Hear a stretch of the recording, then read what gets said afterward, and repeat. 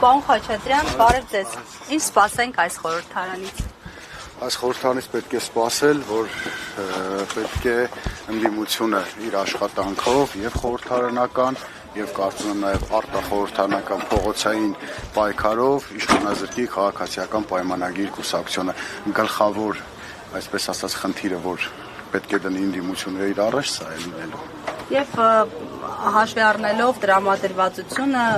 ԿՊ-ի մինչև ընտրությունները, դրանից հետո եղած բազմաթիվ հայտարարությունները,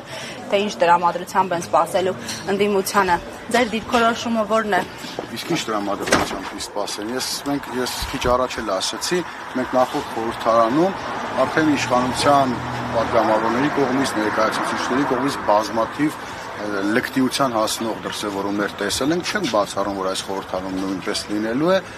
Ամեն դեպքում աշխատանքային, կարծում եմ, այս նստաշրջանի առաջիկա այս օրերի նիստերը ցույց կտա ինչ ընթացք է ունենալու եւ այս կրկնեմ, որ մեր աշխատանքային կոնկրետ ընդդիմության աշխատանքը պետք է լինի իշխանազրկել քաղաքացիական պայմանագիր կուսակցությանը։ Հնարավոր իշխանազրկել։ Չէ, ես նշեցի, կարծում եմ միայն խորհրդարանով շատ դժվար կլինի, պետք է նաև դա զուգորդել փողոցային տարբեր պայքարների նախորդ խորհրդարանի ժամանակ, նույնպես եղել են փողոցային բազմաթիվ պայքարներ, ցավոք հաջողության չի ասել, նախորդ փորձի, նախորդ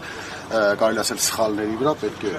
ուղղել եւ նոր ճանապարհներով գնալ առաջ։ Այսինքն ակտիվ խորհրդարանական գործունեություն է։ Բնականաբար եւ իհարկե բարձրացնելու են բազմաթիվ խնդիրներ, բազմաթիվ հարցեր մեր քաղաքացիների ամենօրյա այն խնդիրները, որոնց հետ մեր քաղաքացիները ամեն օր առնչվում են։ Եվ պարոն Խաչատրյան, քանի որ Էջմիածնից եք գալիս, այսօր վեհապար Հայրապետի ներկայությունը կարծեք թե նախատեսված չէ, հրավեր ամեն դեպքում չի ուղարկվել։ Ստացվում է, որ խորհրդարանական մեծամասնությունը որոշում է վեհապար Հայրապետը, ում վեհապար Հայրապետն է նաև ընդդիմության, նաև հանրության, որոնք օրինակ այսօր սպասում էին Անդրանիկ նիստին, ավանդաբար եւ օրենքով սահմանված ողջ երթի խոսքը։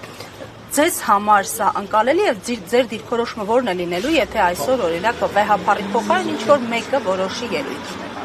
Իհարկե ընդունելի չէ այդ մոտեցումը, որովհետև նաև սահմանադրությամբ է ամրագրված, որ վեհապար Հայրապետը խոսքի իրավունք ունի, կարող է գալ, եւ ես կարծում եմ, որ վեհապար Հայրապետը եթե ինքը որոշի գալ ներկա լինել, ըստ սահմանադրությամբ պարտավոր են իրեն տրամադրել ելույթ եւ վեհապար Հայրապետը օրինակով ողջունի խոսքով հանդես գա։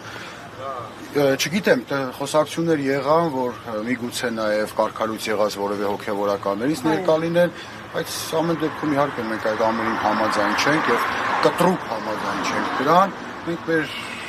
դիրքորոշումը, մենք մեր կարծիքը տեղում կհայտնենք։ Եվ մի փոքր ճշգրտում էլ հաշվի առնելու, որ օգոստոսի 7-ին վեհապար Հայրապետի եւ 6 բարձրաստիճան հոգեվորականների դատական նիստն է, մեկ այլ կարգալույցի ձեռամ, այսպես ներկայացված հայցի հիմքով,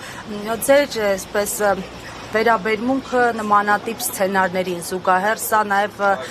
ուղղված է հանրային շերտին, որոնք ընդդիմադիր են այսօրվա իշխանությանը։ Սա իշխանության կողմից արված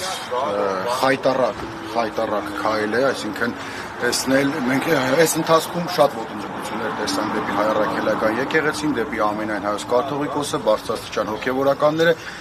բայց պատկերացրեք, ամսի 7-ը շատ մոտ է, ես չեմ պատկերացնում, ինչպես պետք է տեսնել վեհապար Հայրապետին, չգիտեմ, դատարանում, որևէ մեղադրյալի աթոռի նստած, սա ոչ միայն իշխանությունների կողմից արված, բայց սա նաև ազգային խայտառակություն է։ Ես այդպես եմ որոնում։ Ձեզ բարի ընթացք աշխատանքային։